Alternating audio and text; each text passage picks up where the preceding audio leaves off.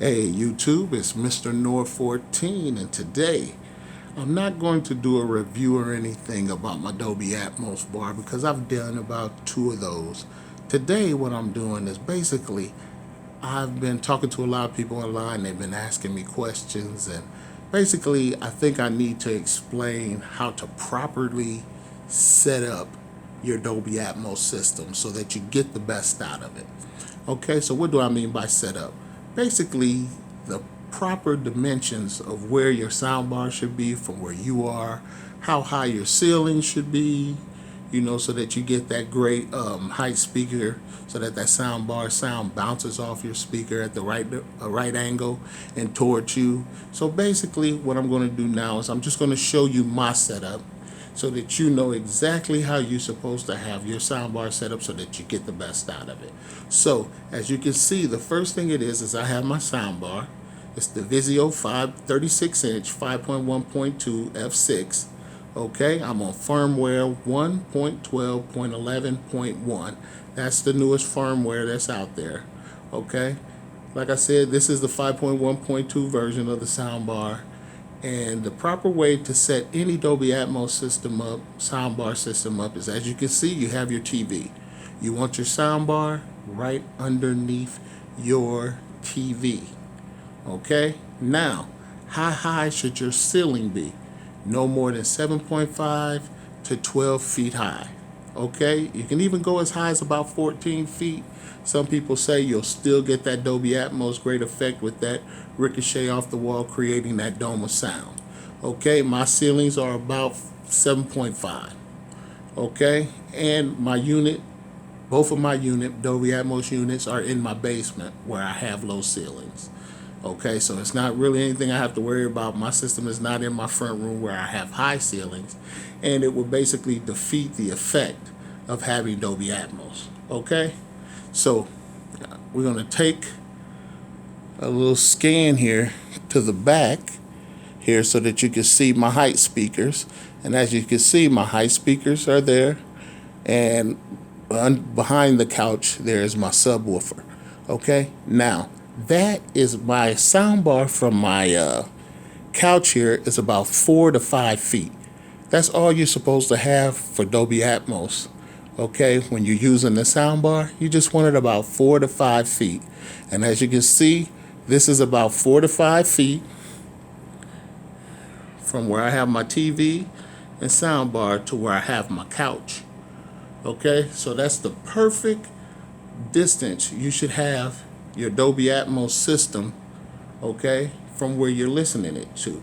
So you should have it about 4 to 5 feet from where you're sitting. You need to have no higher than 7.5 to 12 feet of the height of your ceilings, and you need to place your soundbar right beneath your TV so that you can get that Dolby Atmos effect. Okay, and you can get the best Dolby Atmos effect. And the reason why I tell you this is because I've been getting a lot of questions, and people don't realize that this Dolby Atmos bar does 3-dimensional audio in 2 ways.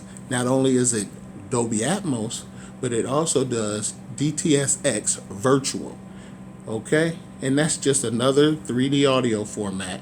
But the difference between Atmos and DTSX virtual is that with Atmos uses up-firing speakers or height speakers to create that 3D audio effect, where DTSX virtual or DTSX uses an algorithm to create it where you don't need height speakers. It makes it seem like you have more speakers in the room, and it's still doing that 3D object-based, moving that sound around your room, that spatial audio effect. Okay? It's also cheaper than Dolby Atmos. And like I said, you don't need the added expense of adding those height speakers to create this sound. So in a way, DTSX should be the superior format. Why? Because it uses a higher bit rate.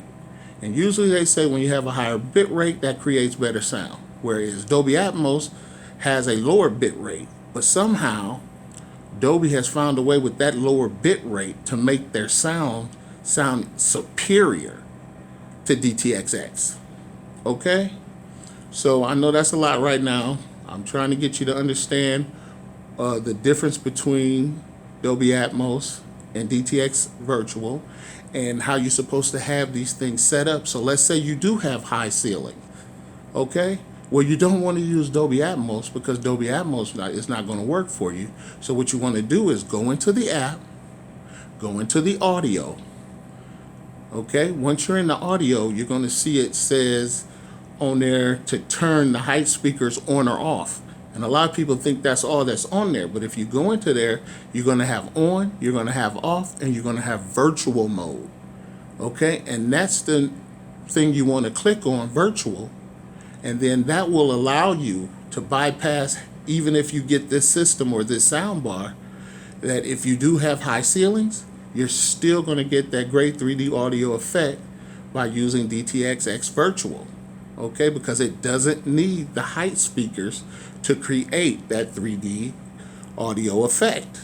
So I hope you take that advice. I hope you can use that, because like I said, I've been getting a lot of questions. People have been saying, well, I bought the speakers, I ran out to get them, but now that I have them in my front room, you know, I find out my ceilings are too high. Well, that's where I have my system. Like I tell you, both of my Atmos systems, I have a movie room that's off here to the left, and this is my man cave part here where I spend most of my time.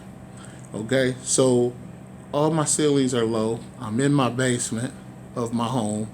I don't have a Dolby Atmos system upstairs in my living room TV, and if I were to have a sound bar, I wouldn't have, you know, the rear speakers or anything like that. I would just have a subwoofer and a regular sound bar, and I probably would never turn it on to Dolby Atmos because of the high ceilings.